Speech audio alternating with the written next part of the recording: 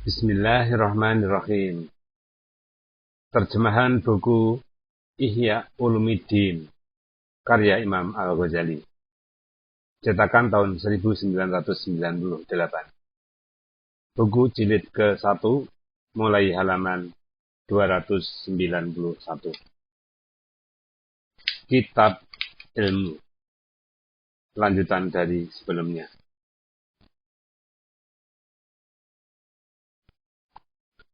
Juga di antara tanda-tanda ulama akhirat itu, perpegangannya tentang ilmunya berdasarkan kepada penglihatan batin dan diketahuinya dengan hati yang putih bersih. Tidak kepada lembaran buku dan kitab-kitab, dan tidak pula bertaklid atas pendengaran dari orang lain. Yang ditaklidkannya sesungguhnya pembawa syariat suci Nabi besar Muhammad SAW pada yang disuruhnya dan yang diucapkannya. Sahabat-sahabat radhiyallahu anhum pun ditaklidkannya dari segi bahwa perbuatan mereka menunjukkan kepada pendengarannya dari Rasulullah SAW. Kemudian, apabila sudah bertaklid kepada pembawa syariat suci itu dengan menerima segala perkataan dan perbuatannya, maka hendaklah berusaha benar-benar memahami rahasia ajarannya. Seorang yang bertaklid atau muqallid berbuat suatu perbuatan karena Nabi Sallallahu Alaihi Wasallam berbuatnya. Perbuatannya itu memang harus dan hendaklah karena suatu rahasia padanya. Maka seyogialah bahwa dia membahas benar-benar tentang rahasia segala perbuatan dan perkataan Nabi Sallallahu Alaihi Wasallam. Karena kalau dicukupkan dengan menghafal apa yang dikatakan, maka jadilah dia karung ilmu dan bukanlah seorang yang berilmu. Karena itulah, ada orang mengatakan, si anu itu karung ilmu. Maka tidaklah dinamakan orang itu berilmu apabila keadaannya hanya menghafal saja, tanpa memperhatikan hikmah dan rahasia yang terkandung di dalamnya.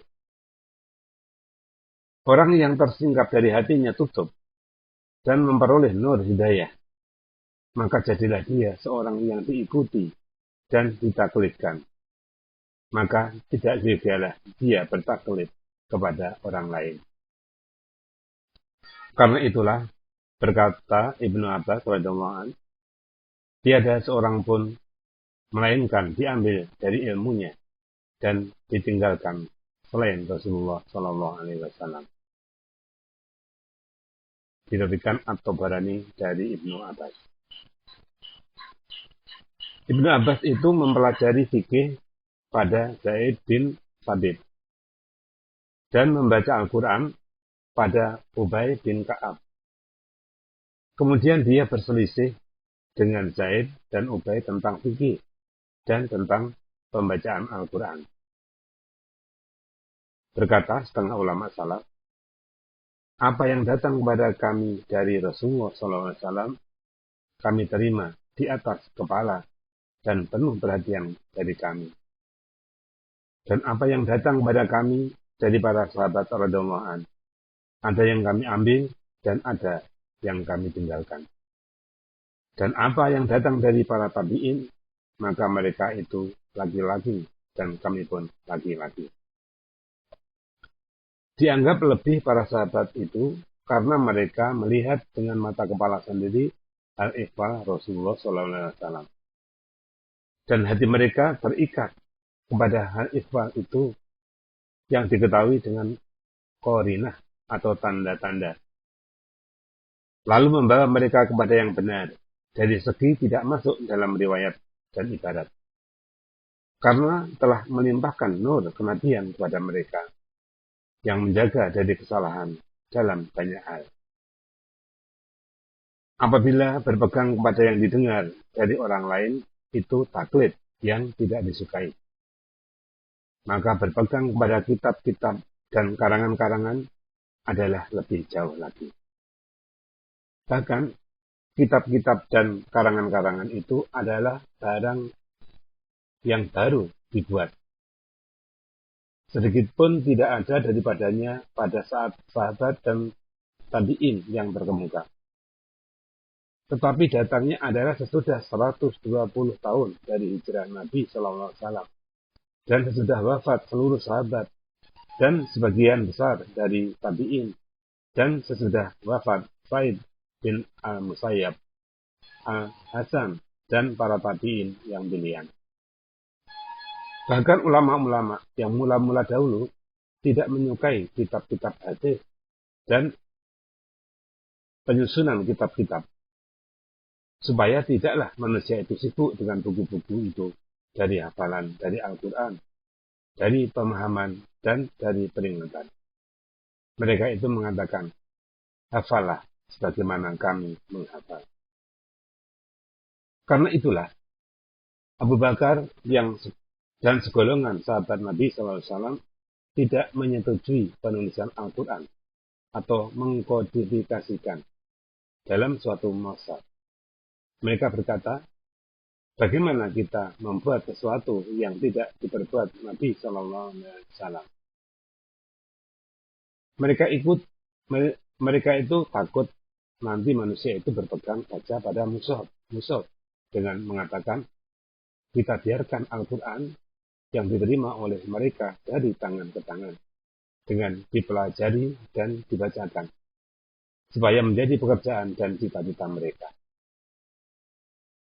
Sehingga Umar radhiyallahu anhu dan lain-lain sahabat menunjukkan supaya Al-Quran itu ditulis karena takut disia-siakan orang nanti dan malasnya mereka, dan menjaga agar tidak menimbulkan pertikaian di belakang hari karena tidak diperoleh yang asli yang menjadi tempat pemeriksaan dari kekeliruan, baik kalimatnya atau bacaannya. Mendengar alasan-alasan tadi, maka terbukalah hati Khalifah Abu Bakar. Maka dikumpulkanlah Al-Quran itu dalam suatu mushaf. Imam Ahmad bin Hanbal menentang Imam Malik karena dikarangkannya kitab Al-Mu'atta. Ahmad berkata, Tuhan ada-adakan yang tidak dikerjakan para sahabat radhiyallahu anhu. Kata orang, kitab yang pertama dikarang dalam Islam ialah kitab Ibnu Duraid tentang asar. Asar ialah ucapan para sahabat radhiyallahu anhu dan para pemuka Islam yang terdahulu. Dan huruf-huruf tafsir dari Mujahid, Atta dan teman-teman Ibnu Abbas radhiyallahu anhu di Mekah. Kemudian muncul kitab Ma'mar bin Rashid As-Sam'ani di Yaman. Dikumpulkan di dalamnya sunnah yang dipusakai dari Nabi Sallallahu Alaihi Wasallam. Kemudian lahir kitab Al-Mu'atta di Madinah karangan Imam Malik bin Anas. Kemudian kitab Jami karangan Sufyan Ats-Tsauri. Kemudian pada abad ke-4 Hijriah muncullah karangan-karangan tentang ilmu kalam. Lalu ramailah orang berkecimpung dalam pertengkaran dan tenggelam di dalam membatalkan kata-kata. Kemudian tertaliklah hati manusia pada ilmu kalam, kepada kisah-kisah, dan memberi pengajaran dengan mengambil bahan dari kisah-kisah tadi. Maka sejak masa itulah merosot ilmu yang yakin atau ilmu yakin. Sesudah itu, lalu dipandang ganjil ilmu hati, pemeriksaan sifat-sifat jiwa, dan tipu daya setan. Orang tidak memperhatikan lagi kepada ilmu-ilmu tadi selain sedikit sekali. Lalu orang-orang yang suka bertengkar dalam ilmu kalam dinamai alim. Tukang bercerita yang menghiasi kata-katanya dengan susunan yang berirama dinamai alim. Ini disebabkan karena orang awamlah yang mendengar syarahan dan cerita orang yang tadi, lalu tidak dapat membedakan antara ilmu yang sebenarnya dan ilmu yang tidak sebenarnya. Perjalanan sahabat dan ilmu pengetahuan sahabat-sahabat radhiyallahu anhu itu tidak terang pada orang awam, sehingga mereka dapat mengenal perbedaan antara para sahabat itu dan orang-orang yang disebut alim. Maka terus-meneruslah nama ulama melekat pada orang-orang itu dan dipusakai dari salaf kepada khalaf atau ulama-ulama pada masa terakhir. Dan jadilah ilmu akhirat itu terpendam dan banyaklah perbedaan antara ilmu dan bicara selain pada orang-orang tertentu. Orang-orang yang tertentu itu atau al-khawas, apabila ditanyakan si anukah yang lebih berilmu atau si anu, lalu menjawab si anu lebih banyak ilmunya dan si anu lebih banyak bicaranya. Jadi orang-orang al-khawas mengetahui perbedaan antara ilmu dan kemampuan bicara. Begitulah. Maka agama itu menjadi lemah pada abad-abad yang lampau. Maka bagaimana pula persangkaan Anda terhadap zaman Anda sekarang? Yaitu zaman Al-Ghazali radhiyallahu anhu, kira-kira pada akhir abad ke-5 Hijriah. Sudah sampailah sekarang bahwa orang yang suka mengecam perbuatan mungkar dituduh gila. Jadi yang baik sekarang adalah orang yang bekerja untuk dirinya sendiri dan diam. Juga di antara tanda-tanda ulama akhirat itu sangat menjaga dari perbuatan-perbuatan bid'ah meskipun telah mendapat persetujuan dari kebanyakan ulama atau ulama al-jumhur. Janganlah kiranya tertipu atas kesepakatan orang ramai terhadap sesuatu yang diada-adakan sesudah para sahabat Nabi Sallallahu Alaihi Wasallam. Hendaklah suka memeriksa tentang keadaan para sahabat, perjalanan dan perbuatannya, dan apa yang menjadi kesukaan mereka, mengajarkan, mengarangkah, suka bertengkarkah, menjadi kodikah, wali negerikah, memegang harta wakafkah, harta wasiatkah, memakan harta anak yatimkah, bergaul dengan sultan-sultankah, berbaik pergaulan dengan mereka-kah? Atau adakah dia dalam keadaan takut kepada Tuhan, gundah, tafakur, mujahadah, muraqabah, dohir dan batin, menjauhkan diri dari dosa yang sekecil-kecilnya sampai kepada yang sebesar-besarnya, berusaha memperoleh pengetahuan yang tersembunyi dari hawa nafsu dan tipu daya setan. Begitulah seterusnya dari segala ilmu batin itu. Ketahuilah dengan sebenar-benarnya bahwa orang yang terpandang alim pada masanya dan yang lebih dekat kepada kebenaran ialah orang-orang yang menyerupai sahabat dan yang lebih mengenal jalan ulama-ulama salaf. Maka dari merekalah hendaknya agama itu diambil. Karena itulah berkata Ali radhiyallahu anhu, yang terbaik dari kita ialah yang lebih mengikuti agama ini.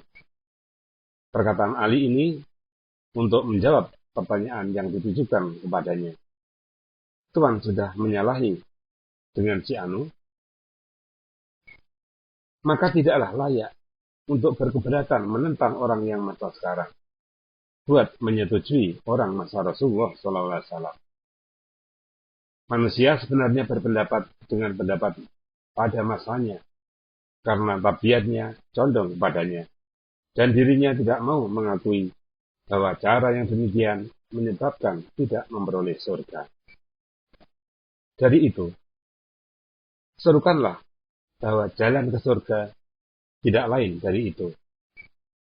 Sebab itu Al-Hasan berkata, dua orang yang mengada-adakan dalam Islam, seorang yang mempunyai pendapat jahat, lalu mendakwakan bahwa surga itu adalah untuk orang yang sependapat seperti pendapatnya.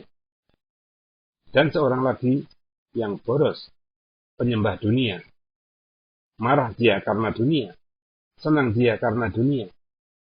Dunialah yang dicarinya. Maka lemparkanlah kedua orang itu ke dalam neraka. Di balik itu, ada orang di dunia ini antara pemboros yang mengajaknya kepada dunia dan yang berhawa nafsu yang mengajaknya kepada hawa nafsu. Maka Allah Ta'ala memeliharakannya dari kedua orang tadi, di mana ia merindui salaf-salaf yang soleh. Dia menanyakan perbuatan mereka dan mengikuti jejak mereka. Orang ini memperoleh pahala besar. Begitulah hendaknya kamu sekalian. Diriwayatkan dari Ibnu Mas'ud, hadis mauquf dan musnad, bahwa Nabi SAW bersabda, sesungguhnya dua itulah, kalam dan petunjuk. Yang sebaik-baik kalam atau perkataan yaitu kalam Allah Ta'ala. Dan yang sebaik-baik petunjuk itu petunjuk Rasulullah SAW. Ketahuilah bahwa kamu harus awas dari hal-hal yang diadakan. Sejahat-jahat hal ialah yang diada-adakan. Dan tiap-tiap yang diada-adakan itu bid'ah. Tiap-tiap bid'ah itu sesat. Ketahuilah, janganlah berlama-lama kamu di dalam bid'ah, maka sesatlah hatimu. Ketahuilah, tiap-tiap yang akan datang itu dekat. Ketahuilah, bahwa yang jauh itu ialah sesuatu yang tidak akan datang.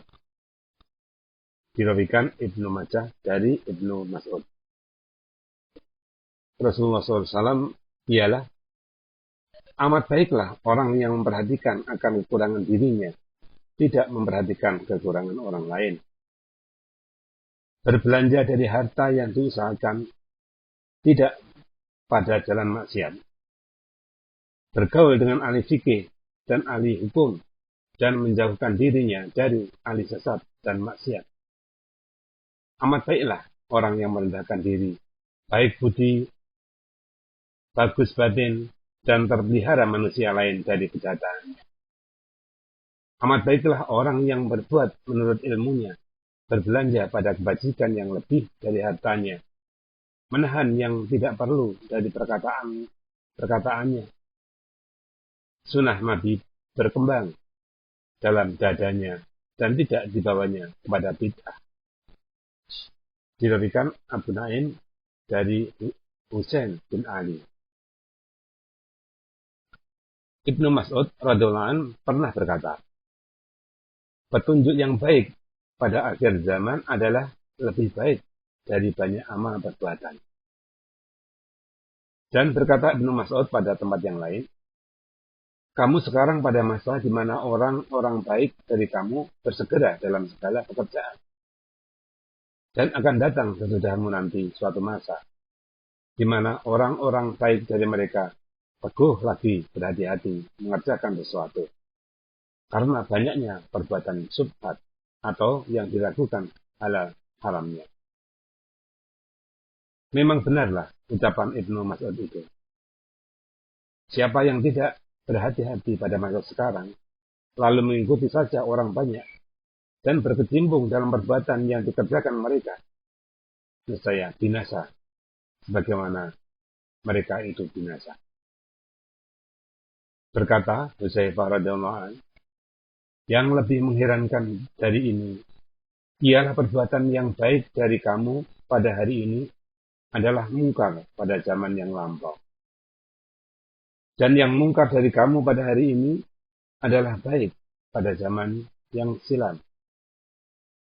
Sesungguhnya kamu senantiasa dalam kebajikan, selama kamu mengenal akan yang benar. Dan orang yang berilmu dari kamu tidak meringan-ringankan yang benar itu. Sungguh, benarlah, Hudzaifah. Memang kebanyakan perbuatan yang dipandang baik sekarang adalah mungkar pada masa sahabat Nabi SAW.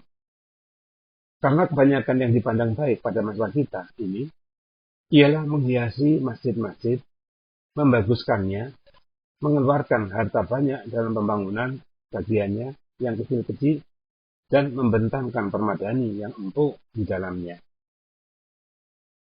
Dan sesungguhnya terhitung dalam perbuatan bid'ah, membentangkan permadani di dalam masjid. Dikatakan, itu adalah termasuk perbuatan yang diadakan oleh orang-orang yang mengerjakan haji. Adalah orang-orang yang dahulu sedikit sekali yang membuat batas antara mereka dan tanah. Begitu pula, kesibukan dengan perdebatan dan pertengkaran dalam soal-soal yang kecil, termasuk di antara ilmu yang paling mulia bagi orang-orang zaman sekarang.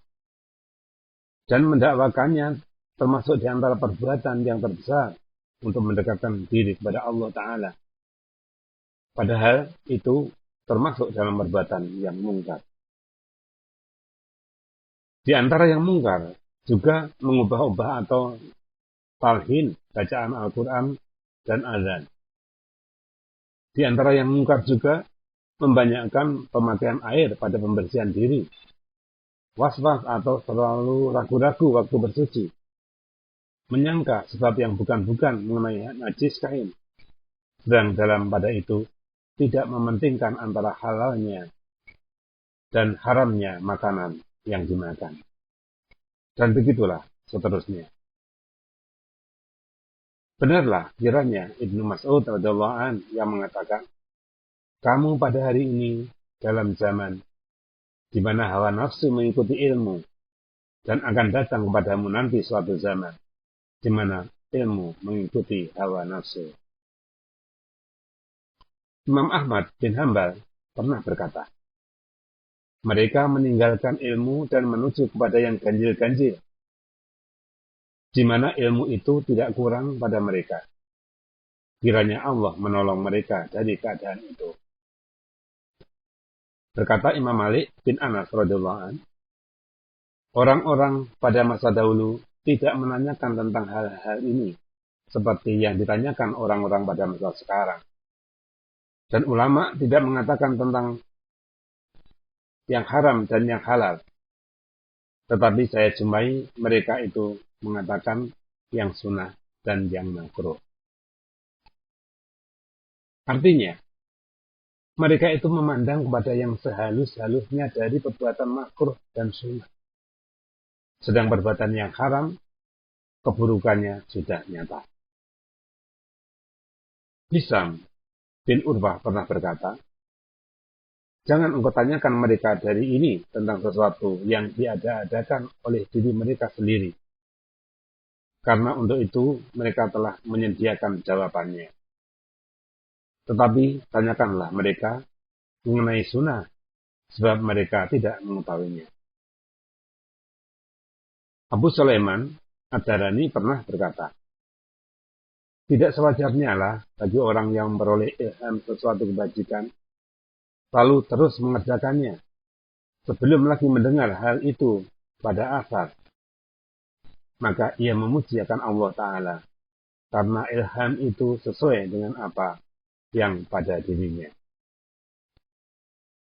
Abu Sulaiman radhiyallahu anhu mengatakan, demikian karena pendapat-pendapat yang diadakan itu memang menarik perhatian dan melekat di dalam hati.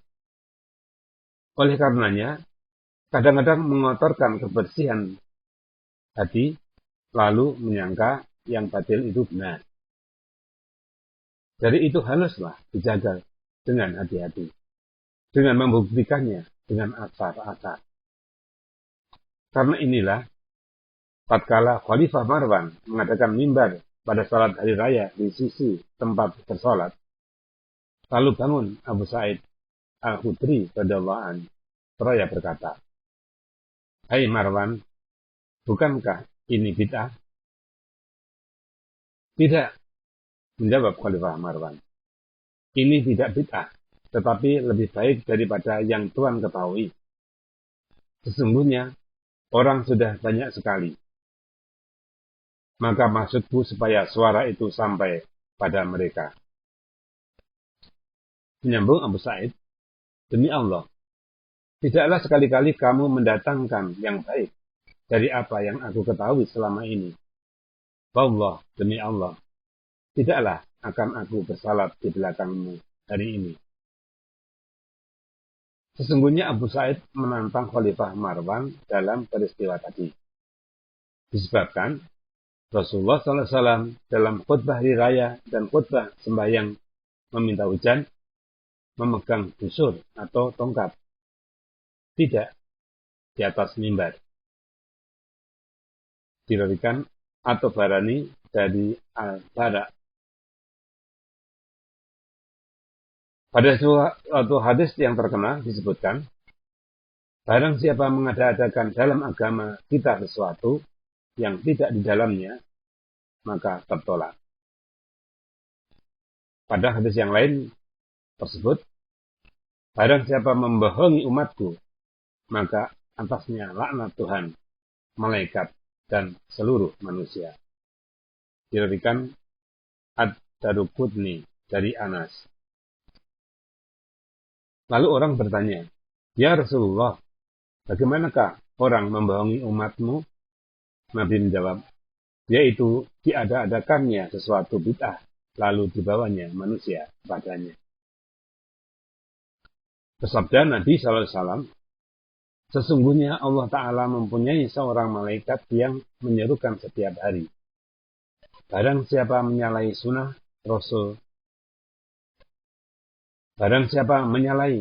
Rasulullah SAW, maka dia tidak akan memperoleh syafaatnya. Orang yang menganiaya agama dengan mengada-adakan sesuatu yang bertentangan dengan sunnah, dibandingkan dengan orang yang berbuat dosa, adalah seumpama orang yang mendurhakai raja dengan menjatuhkan pemerintahnya, dibandingkan dengan orang yang melawan perintahnya dalam suatu perintah yang tertentu. Perlawanan itu kadang-kadang diampuninya, tetapi menjatuhkan pemerintahannya tidaklah diampuni. Berkata setengah ulama, apa yang dikatakan salaf, maka berdiam diri daripadanya adalah suatu kekasaran. Dan apa yang didiamkan salaf, maka membicarakannya adalah memberat-beratkan diri. Berkata ulama yang lain, kebenaran itu berat. Orang yang melewati garisnya telah menganiaya diri. Orang yang memendekkannya adalah lemah. Dan orang yang berdiri teguh pada kebenaran itu adalah mencukupi. Bersabda Nabi SAW, haruslah kamu di garis yang di tengah dan kembali kepadanya yang di atas dan yang naik kepadanya yang berikutnya. Diriwayatkan Abu Ubaid dari Ali bin Abi Thalib. Berkata Ibnu Abbas radhiyallahu anhu, kesesatan itu manis dalam hati orang-orangnya. Berfirman Allah Ta'ala, wa daril ladina takhudu dinahum la'iban wa lahwa. Artinya, tinggalkanlah mereka yang membuat agamanya permainan dan senda gurau. Surat Al-An'am ayat 70. Allah Ta'ala berfirman, afaman jujjina lahu su'u amalihi fara'ahu hasana. Artinya, adakah orang yang dihiasi perbuatannya yang buruk, lalu perbuatannya yang buruk itu dianggapnya baik? Surat Al-Fatir ayat 18. Segala apa yang diadakan sesudah para sahabat Rasulullah radhiyallahu anhu yang melewati batas darurat dan keperluan, maka itu termasuk di antara permainan dan senda gurau.